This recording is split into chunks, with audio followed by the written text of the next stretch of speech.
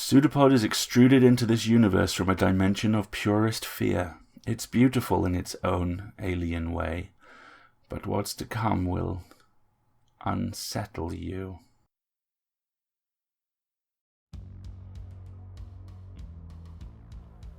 PseudoPod, episode 788, December 10th, 2021. This week's story, The Stories We Tell About Ghosts, by A.C. Wise. Hey everyone, welcome to PseudoPod, the weekly horror podcast. I'm Alistair, your host, and this week's story originally saw print in Looming Low Volume 1, and was reprinted this year in A.C. Wise's new collection, the splendidly titled The Ghost Sequences. Your narrator this week is the equally fantastic Alethea Contis, so get ready, because we have a story for you. And I promise you, it's true.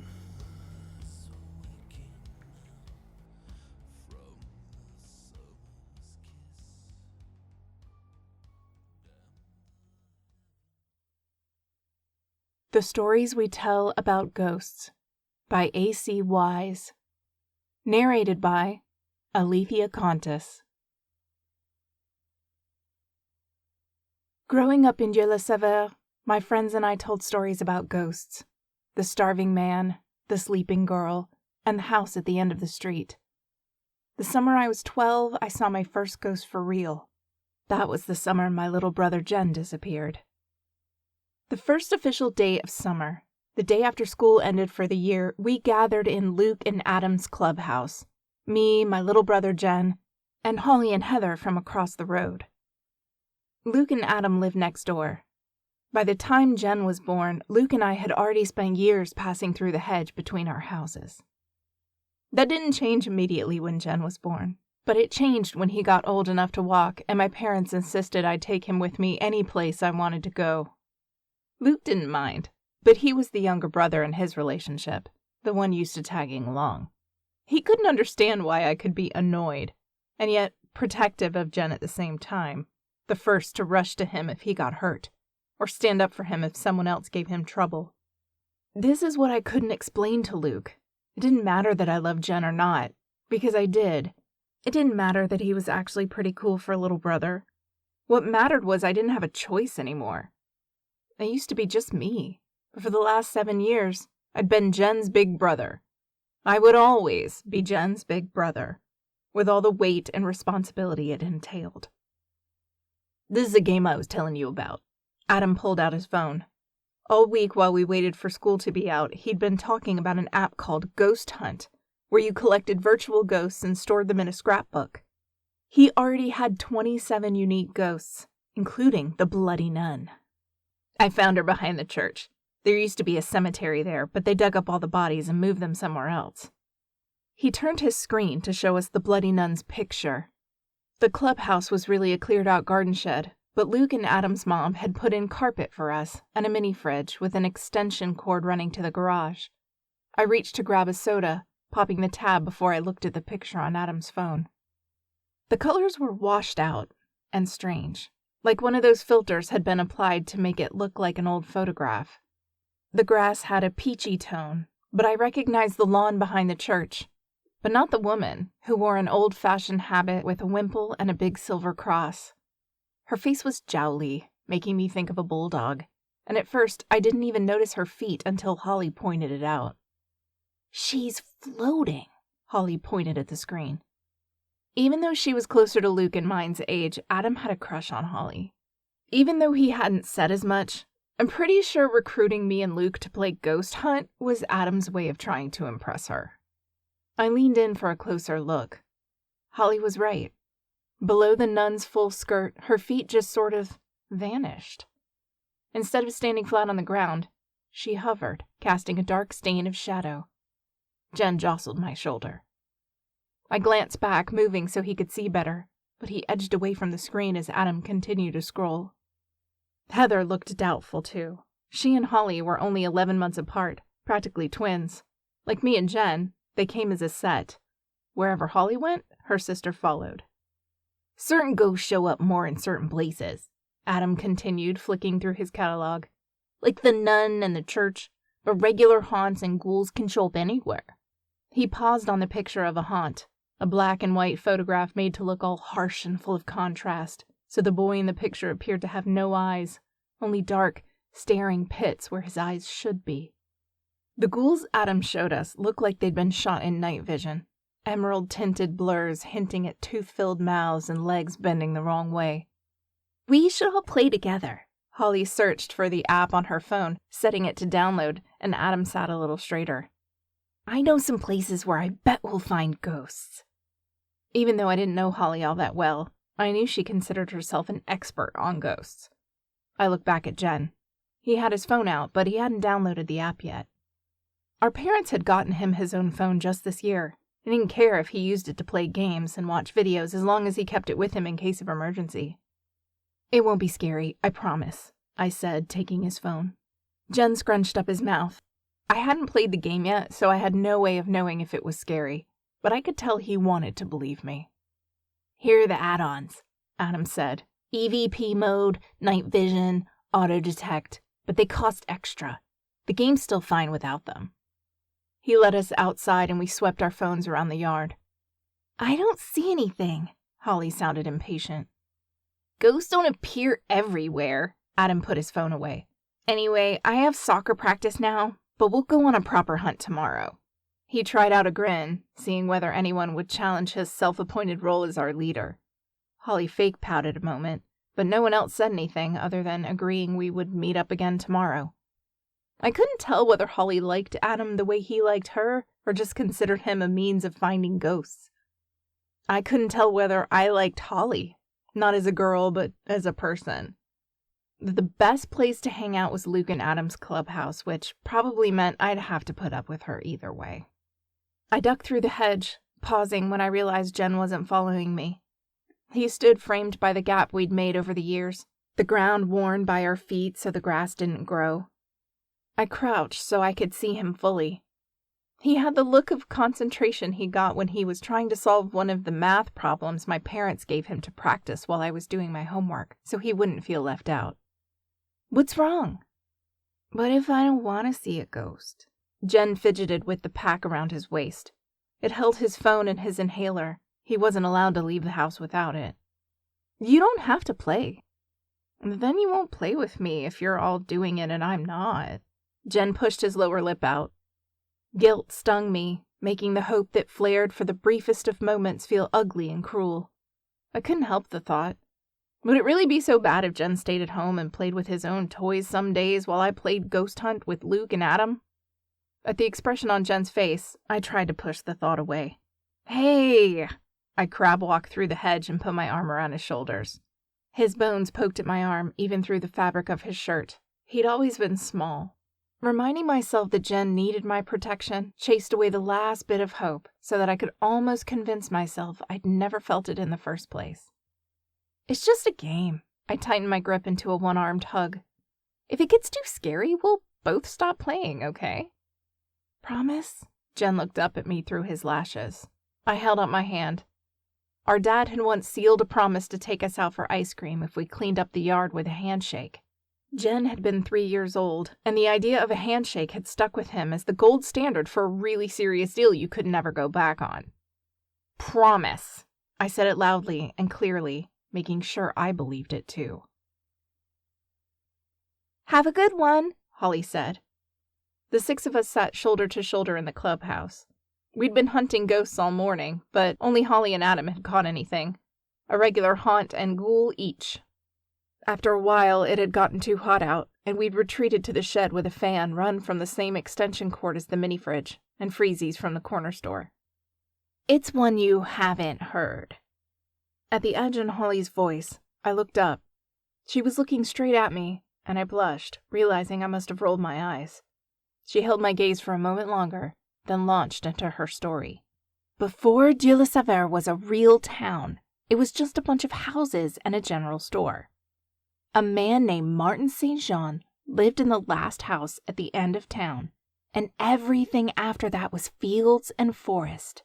Everyone knew everyone back then, and neighbors looked out for each other, except for Martin St. Jean. He didn't go to church on Sundays. He would grunt instead of saying hello to his neighbors. His wife was even worse. If she came to the general store with him, she would sit in the wagon and wait, or walk behind him with her head down, never looking at anyone. She never spoke at all. The last time they came into town together, Martin's wife was pregnant. They were there to get supplies before a big snowstorm. The shopkeeper's wife tried to talk to Martin's wife about the baby while their husbands loaded up the supplies, but Martin came back into the store and grabbed his wife's arm, saying they were done. Holly paused, looking around to make sure we were all paying attention. Seeing nobody was looking away or playing with their phones, she gave a half smirk of satisfaction and continued. When the storm came, all of Gilles-Sauveur was snowed in for weeks, but no one thought to check in on Martin St. John and his wife, even with the baby on the way. Or maybe they did think of it and they chose not to go because he didn't smile and nod at them and because his wife looked so small and afraid all the time. Once the snow thawed, the people started to feel guilty. They got a party together to go check on Martin St. John. No one answered when they knocked, but they heard a sound like a wild animal inside his house. It took 3 men to break down the door. Holly dropped her voice, leaning forward. I found myself leaning forward too, and Jen's shoulder brushed mine. When they got inside, they found Martin St. John crouched in the corner, covered in dirt and blood. He snarled, and when one of the men spoke to him, Martin St. John tried to bite him and tear out his throat. Another man tackled him, and they dragged him outside. That's when the men who were still inside found Martin's wife. She'd been tied to the bed, and pieces of her had been carved away. In the fireplace, they found bones. Some were too small to belong to anything but a baby, and they all looked like they had been gnawed on. Beside me, Jen flinched. Holly grinned. Martin claimed a wolf got into the house. He said he killed it and survived on its remains, even though it was too late to save his wife and child.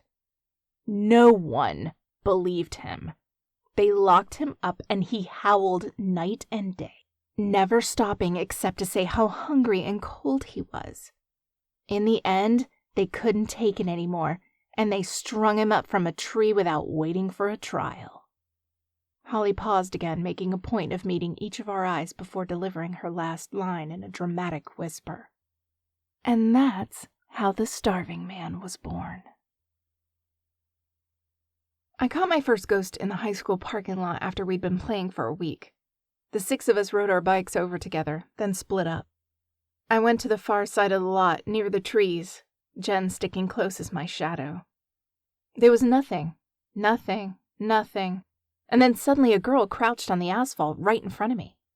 When I looked away from my screen, I couldn't see her, but through my phone, she looked as real as Jen. She wore a bathing suit. Water ran from her skin, pooling beneath her and soaking into the ground. I didn't remember animations from Adam's phone, but then he'd only showed us the still pictures. I wasn't prepared for how real she looked, the dripping water, or the way her lips seemed tinted blue. "She's talking," Jen said. I'd almost forgotten he was there. The girl's lips moved, but I couldn't hear anything. "It's okay." I didn't look away from my phone. I centered the girl and clicked the app's camera button. The girl's blue-tinged lips and the multicolored stripes of her bathing suit resolved into a black and white picture, like the ones Adam showed us. I breathed out. "I got one!" I raised my voice. "Where'd you find her?" Holly was the first to reach me, everyone crowding around. I pointed. Holly lifted her phone, but her screen only showed asphalt and painted lines. "Spawn must have timed out," Adam shrugged. Holly looked annoyed. "She was talking," Jen said. A small line dented the skin in between his eyebrows. His math problem look again. "If you download the EVP add-on, you can play that back. Sometimes you can make out words," Adam said. "Here, listen." He tapped a button and held his phone out. A garbled sound emerged. "What's that?" Heather's eyes widened. "Ghost voices." Adam played it again. "It's just noise." Holly's mouth crimped and Adam's shoulders slumped. "I'm going to keep looking." Holly followed the border to some trees to the left, Heather trailing after her. "Why was she dressed like that?" Jen asked. Adam was still close enough to hear and answered. "There used to be a swimming pool here. Maybe she drowned." "Seriously?" I couldn't tell if Adam was messing with us, but he didn't have that look. "I took swimming lessons here when I was really little. They filled it in right before Luke was born. I'm sure hundreds of kids drowned here." Jen made a small noise, and I leaned down to whisper in his ear. "It's okay.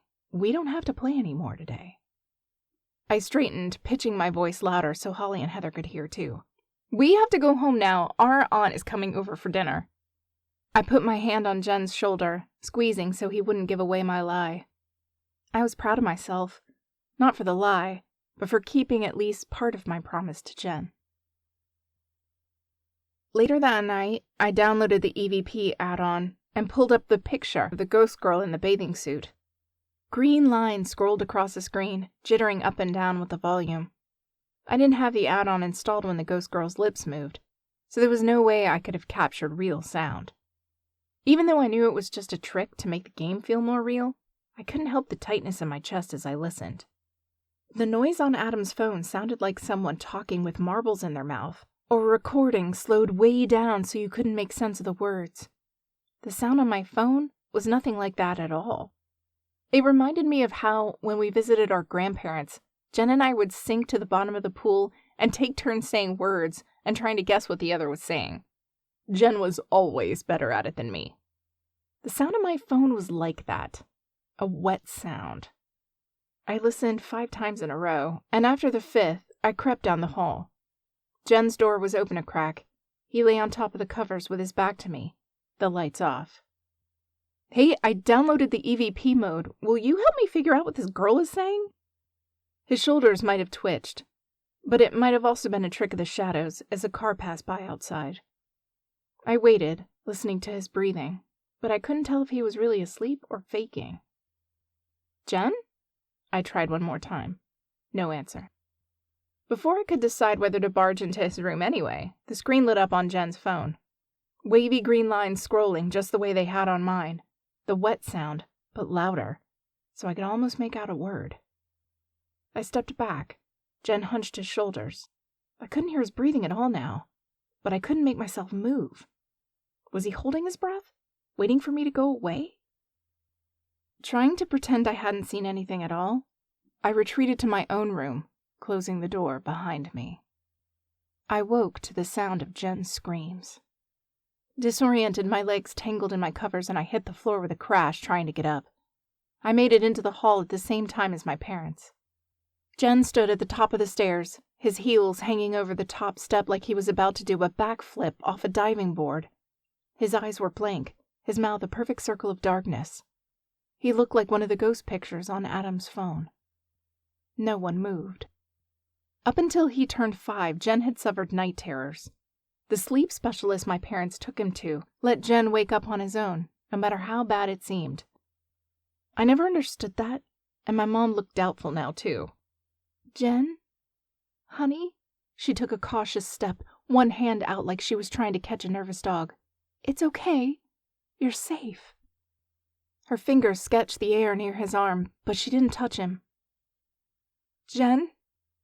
He turned toward her, his mouth widening impossibly, and let out another shriek. He leaned back, like he was trying to get away from her, and his arms pinwheeled as gravity snatched him.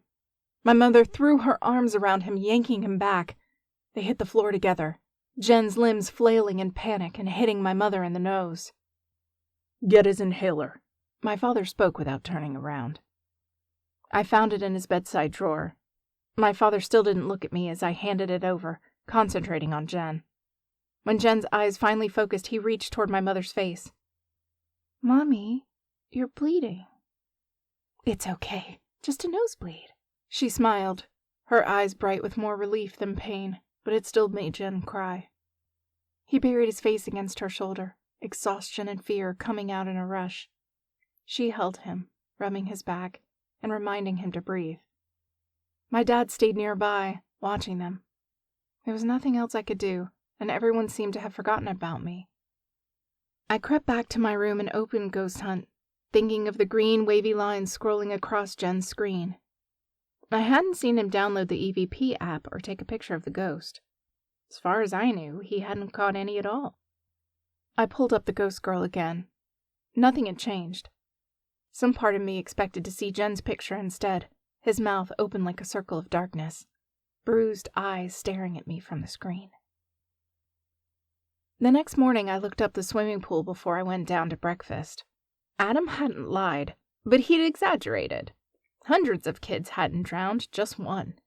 Her name was Jenny Holbrook, and she lived right behind the pool so she could get there by cutting through the backyard. I read through the stories about her, piecing together a narrative. Gruesome as it was, I had a vague idea in my head that the next time we all gathered in the clubhouse, that would be the ghost story I would tell.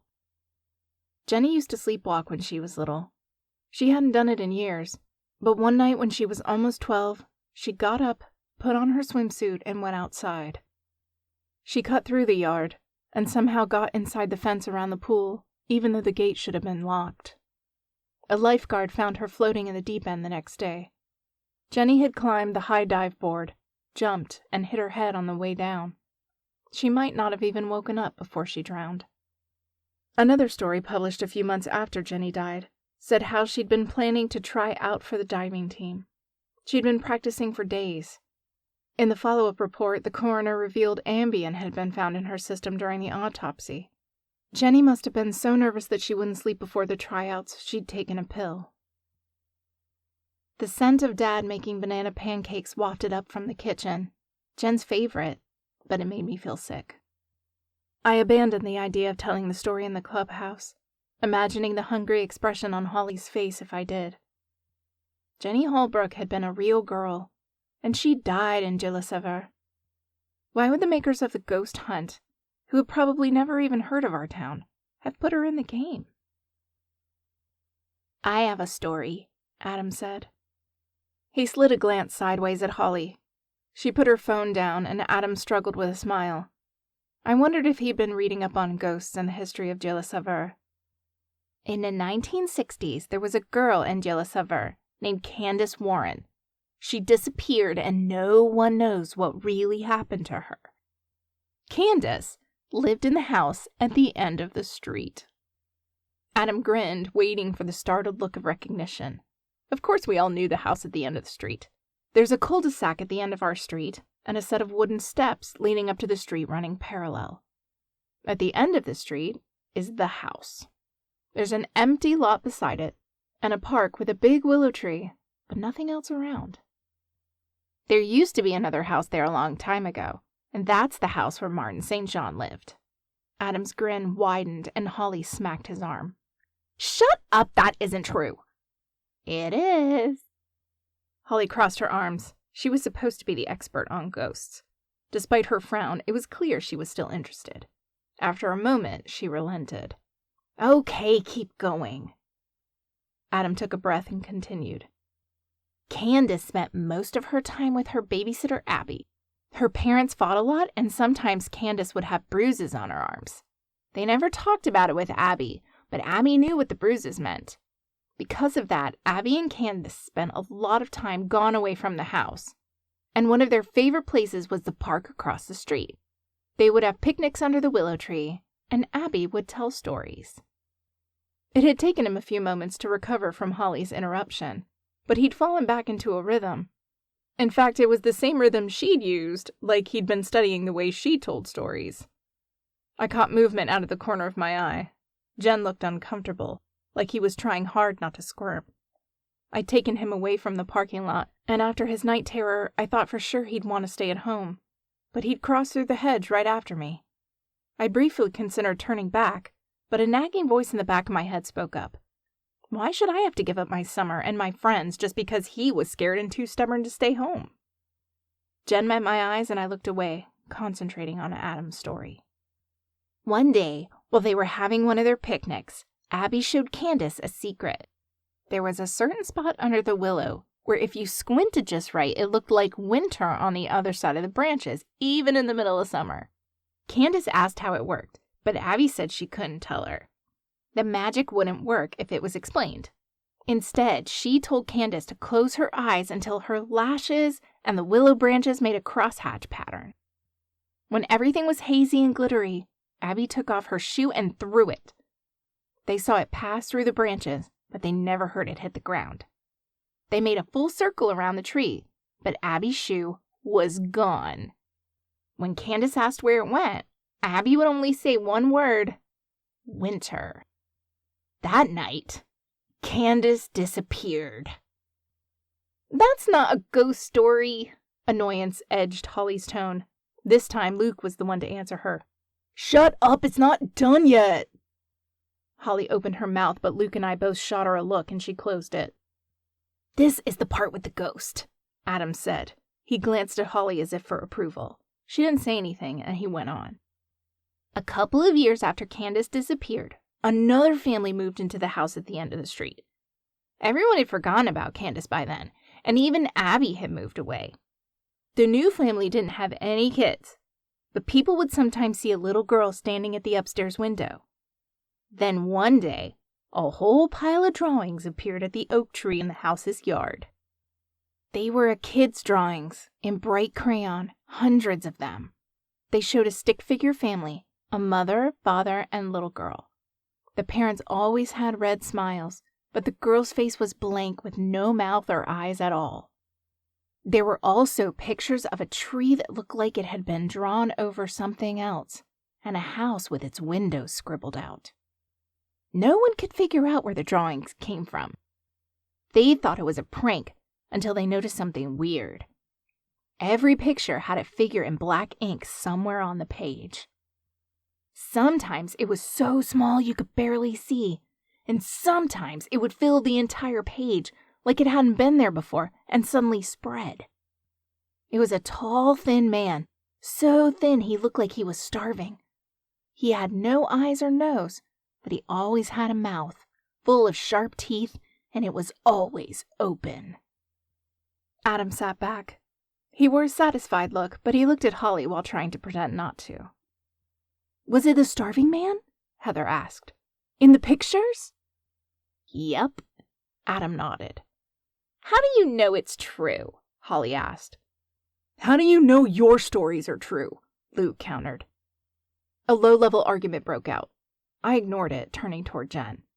I felt guilty for looking away before, pretending I couldn't see he was upset. I caught my breath. Tears rolled down Jen's cheeks, his shoulders hitching. I grabbed his pack, which he had taken off, and dug out his inhaler, but he shook his head. "Come on, let's go," I whispered. Luke and Holly were still arguing. Jen took my hand and squeezed it so hard I felt my bones shift, but I didn't pull away. I let him hold onto it as we crossed through the hedge and back home. Jen forgave me. When I asked, he said he'd never been mad, but he also didn't want to talk about it. I tried to make it up to him by staying away from Ghost Hunt, and from Adam and Luke's house for a whole week. Everything went back to normal for a bit, and Jen didn't have any more night terrors. I started playing Ghost Hunt again on my own, without mentioning it. If Jen knew, he didn't say anything. 3 weeks after Adam told the story about Candace Warren, Jen and I were on the swings in the park near the school. I'd just finished baseball practice, and we were waiting for our parents to pick us up to go to our grandparents' for the weekend. "Push me?" Jen said. I dragged my feet to stop my own swing. "Think I could push you all the way around?" I asked as I pulled his swing back. "Don't!" he squealed as I let go, kicking his feet but laughing. It was an old game between us. I pushed as hard as I could. "Higher!" I pushed again as the swing came back toward me. Jen's phone pinged. It was the auto-detect sound Ghost Hunt made. Jen yelped, jumping. The swing's chains jangled as he hit the sand. "Hey, you okay?" I caught the swing before it cuffed him. His phone had fallen when he did. Green lines scrolled across the screen. I froze. The sound coming from Jen's phone was cold wind and the rattle of chains. Jen whimpered. I inspected his hands. No scrapes. I brushed dirt off his palms. "You're okay." The sound from Jen's phone changed. The chains rattled more violently, and underneath came a noise like someone struggling to breathe. I reached for the phone, and Jen yelled, "Don't!" I rocked back, startled. I pulled out my own phone. Jen shook his head. I ignored him and opened Ghost Hunt, panning across the park. In the empty swing at the far end of the set, a girl sat with her hands wrapped around the chains.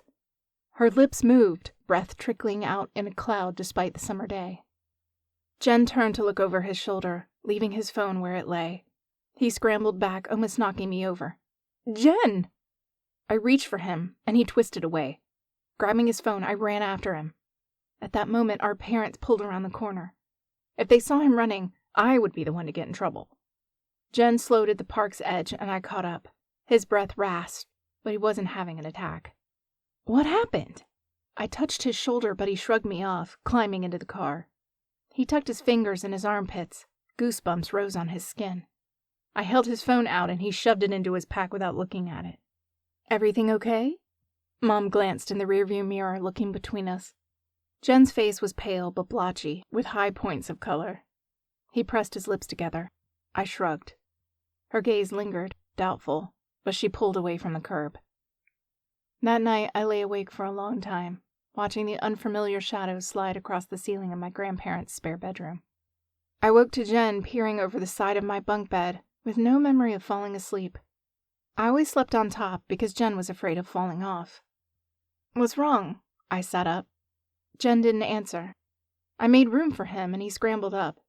A nightlight by the door gave off a bluish glow, and orange-tinted streetlights seeped through the windows.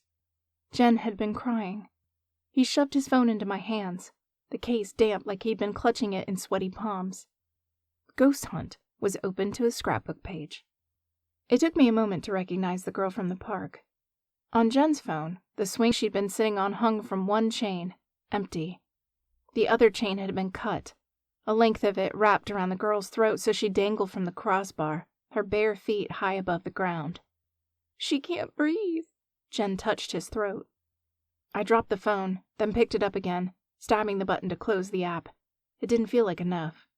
I turned the phone all the way off and shoved it under the pillow. Then I pulled Jen closer. He shivered against me. I imagined the sound of cold wind and chains, the sound of someone struggling to breathe. "We should all go to the house at the end of the street for real and hunt ghosts there," Holly said. Jen drew his knees up against his chest. After what he'd shown me at our grandparents' house, I thought for sure he would stay at home when I mentioned going over to the clubhouse. I don't know why I suggested it, why I was still playing Ghost Hunt when I'd promised him we'd quit. I hadn't even been playing that much since catching the first ghost in the parking lot, but no one else had quit yet, and I didn't want to be the first. If it wasn't for Holly, I'm sure Adam would have quit long ago. Same thing with Heather, but there was no way Holly was giving up. As for Jen, I don't know if he was being stubborn or in some weird way he was trying to shame me into keeping my promise. Surely if he got scared enough I would quit, right? Until then, he wouldn't stop, no matter how miserable he was, which left us in a weird standoff. Every time I didn't shut the app down or suggest doing something else, it made me angry at myself, which inevitably turned into being angry at Jen. Why couldn't I have this one thing? Why'd he have to be such a baby about it? When I wasn't looking at the pictures on his phone or hearing the sounds, I could forget how terrible they were. I could convince myself it was really just a game. "We should go tonight," Adam said. "Mom and Dad would never let us." Heather spoke without looking at her sister, but Holly still turned to glare at her. "So we don't tell them." "I know how we could do it," Jen said. As small as the clubhouse was, his voice was almost lost. I stared at him, but he ignored me, looking at Holly and Adam instead. "All our houses are on the same security system. If we trick them into doing a maintenance cycle, we can sneak out and our parents won't know we're gone. I saw how to do it on the internet." It was simple once I thought about it, but I hadn't thought about it, and Jen had. How long had he been planning this? Jen finally looked at me. Some trick of the light made his eyes as dark as the ghosts in my scrapbook. A stranger staring back at me. Maybe Jen's asthma made him vulnerable, or maybe it was his night terrors. Maybe being afraid is what let the ghosts in. Martin St. John's wife was afraid. Jenny Holbrook was afraid. Candace Warren was afraid too. Or what if Candace Warren's parents did more than just leave bruises one day? What if Jenny's parents gave her the Ambien because they just couldn't take her nerves and wanted her to shut up? What if there's a reason we tell so many stories about ghosts? What if we need an excuse? Or maybe Dieu-le-Sauveur really is haunted. Maybe a bad thing happened here long ago and it keeps happening and there's nothing anyone can do to stop it. It's a comforting thought in its own way. Every town has their version of the starving man. The bell-hook witch, weeping woman, drip, drip, drag. Ghosts have always known how to get inside people's mouths, using them to tell themselves over and over. Before everyone had smartphones and creepypasta and normal paranormal, they had nursery rhymes and clapping games and campfire tales. There have always been ghosts. And even if there weren't ghosts, kids would still disappear all the time. It's not my fault. Just because I wanted Jen to quit the game. Just because he got more attention than me. Because he was sick and small and afraid. There's a reason we want to believe in ghosts. We need them. Luke, Adam, Holly, Heather, Jen, and I gathered in the middle of our street and walked together to the cul-de-sac. At the top of the stairs, we turned right. Shadows jittered through a stand of trees, and Heather's phone pinged. She jumped, but stopped and snapped a picture. I didn't look at her screen. I didn't want to see. Holly whispered something in her sister's ear and jabbed her with her elbow. We kept walking, stopping at the edge of the house at the end of the street's lawn. The streetlights threw harsh patches of darkness across the empty lot next door. I imagined the starving man folded away in one of those patches, waiting. The house looked perfectly normal, even in the dark. It was 2 stories, painted a pale yellow like cold butter. The door and windows edged in white trim. The yard bore a scar where the oak tree had been pulled up, roots and all. The worst thing about the house was that it felt empty, hollow all the way through. Kind of loneliness that goes with a place where no one has lived for years. "Well," Holly nudged Adam, "you're the leader." Adam didn't move.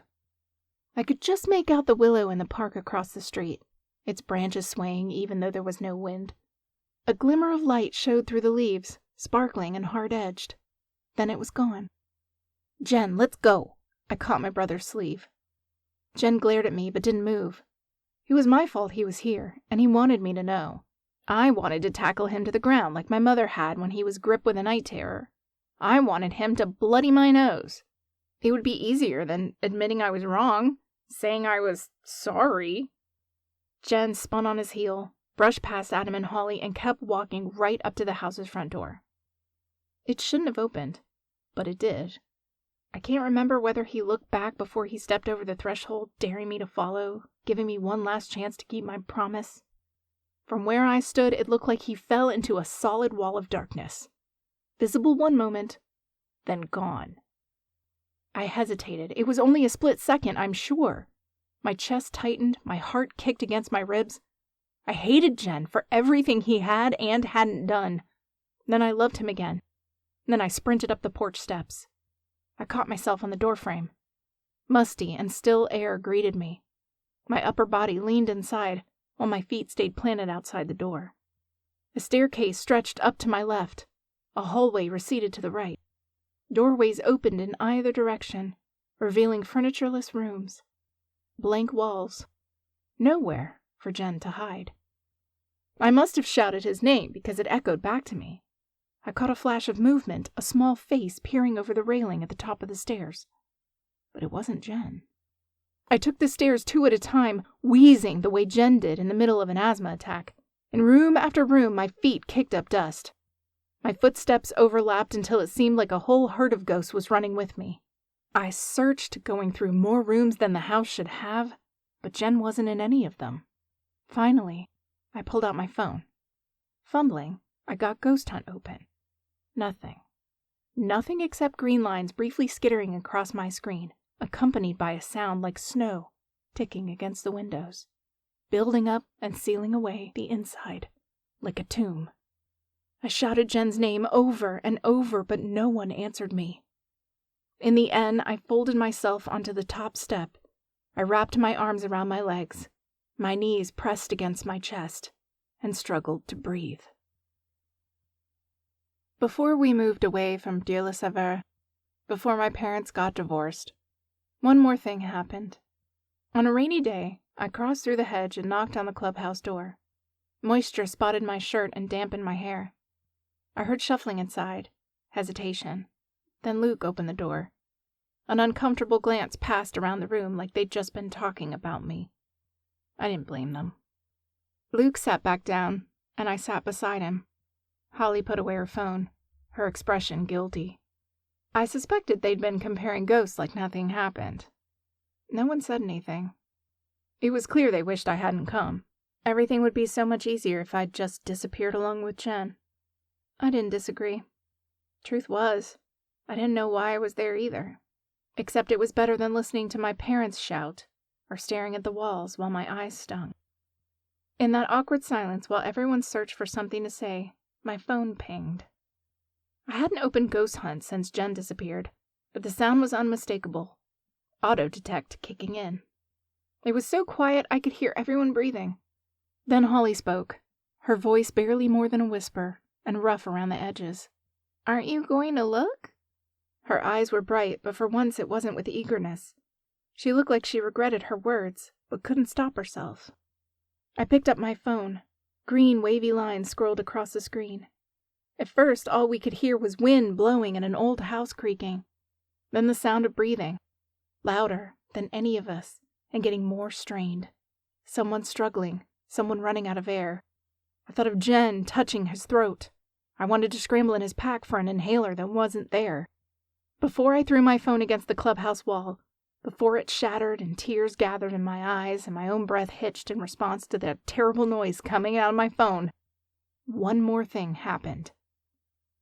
We heard a voice. It was a bare whisper, but I would recognize it anywhere. Jen, saying my name.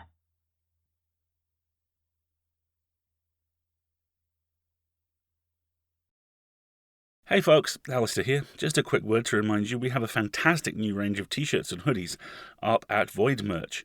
We've been working with Jordan over there on an entire new collection of escape artist shirts, and now's the perfect time for it. So if you're looking to gift the gift of truly awesome chestwear to anyone in your friends or family circle, we have new designs for PseudoPod, Escape Pod, Podcastle, Cast of Wonders, you name it. We got baseball shirts, we have phone cases, there's all kinds of just excellent stuff up there. So, if you want to go check it out, please do. It's voidmerch.threadless.com/collections/escape artists. Or, if you don't feel the need to say whole web addresses out loud, just go to voidmerch.threadless.com and look under collections for escape artists, because that's us. We'll see you there.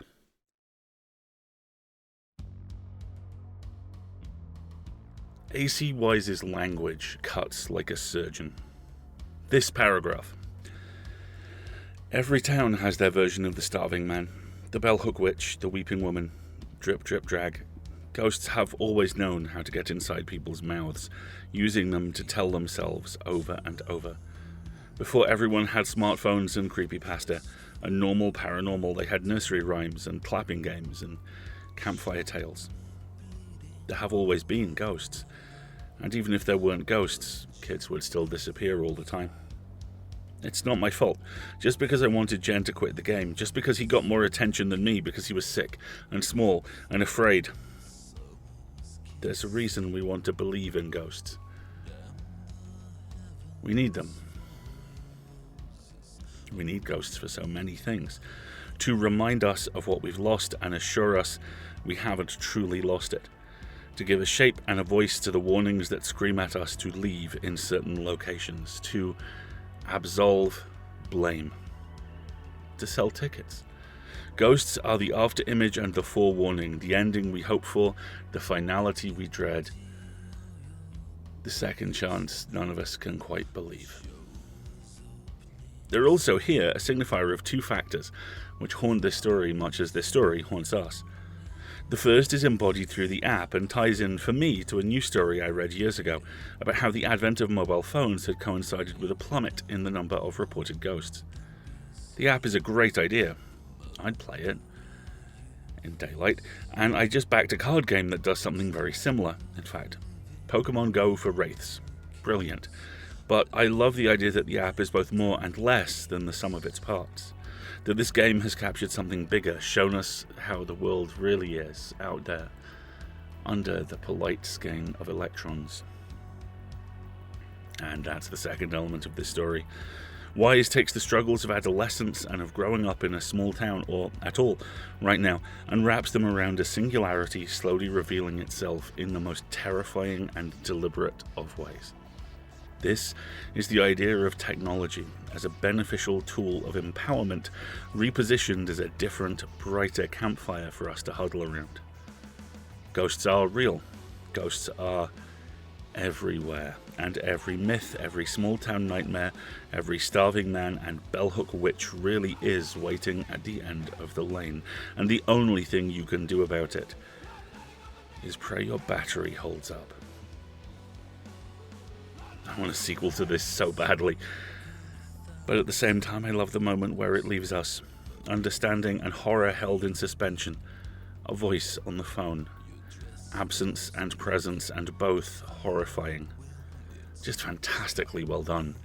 Thank you all.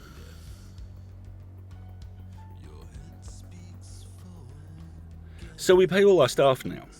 Slosh readers, editors, writers, narrators, hosts, all get paid for their time. We don't have advertising right now, and we rely entirely on your donations. So, first off, if you donate at all, thank you. If not, but you want to, here's how. You can donate one-off payments or subscribe at Patreon, where there are multiple tiers of extras, and PayPal, where there's just one. Whichever platform you choose, you'll have access to our voice vault, crammed full of amazing extras, and I promise, not an alternate version of me frantically trying to stop the deployment of the one true story. Oh, and if you're on Amazon Prime, you can donate via Twitch, throwing us $5 a month for free. It's a bit fiddly, but we've got a walkthrough for you over at escapeartists.net/Twitch. If you can't afford that, and we absolutely get it if you can't, then why not donate some time? There are 3 major ways that you can do this. If you liked an episode, link to it. Social media is a fantastic way to raise visibility, and you're helping to do just that. If you liked an episode, review it. Leave a review at your favourite podcatcher, and the more there are, the more discoverable we become. You are literally helping by being enthusiastic. Finally, do you have a show, a newsletter, a blog, a Voltron-like amalgamation of all of them? That works out pretty well for me. Get in touch. We'd love to chat to you about the work we do and help our audiences meet. So there you go. You, us, the future. Thanks for the help, and thank you for the ongoing help too. We'll be back next week with I Will Not Walk in Darkness and a bonus flash piece called High Water Slack. You'll find out more details about both of them nearer the time, because this is actually a joint production with the excellent Nightlight, and we're really excited to put this together. Then, as now, we will be a production of Escape Artists Incorporated and released under a Creative Commons Attribution Non-Commercial No Derivatives license, and we leave you with this quote from Gemma Amor's superb 6 Rooms. Just remember the following rules. Don't wander off alone, don't be rude to the guide, and don't, whatever you do, touch the valuables. The ghosts don't like it when you touch their things. We'll see you next week, folks. Until then, have fun. It's a PseudoPod. It's a big foot. It's all about podcasts these days.